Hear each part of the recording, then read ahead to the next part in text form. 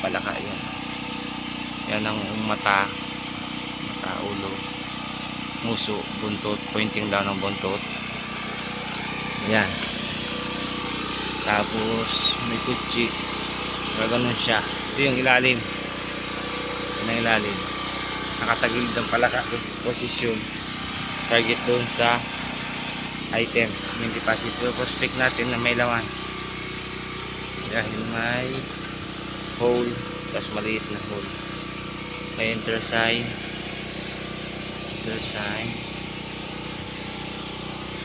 Sana may laman. Ayan, tapos may parang puso dito. Yung may malaking hole. May main deposit pa ito. Malamang may laman ito. Ayan. Medyo box siya dito.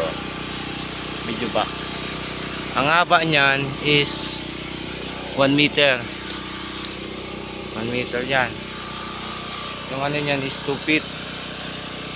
Ayan, 2 feet ang lapad. Taas niya 2 feet din.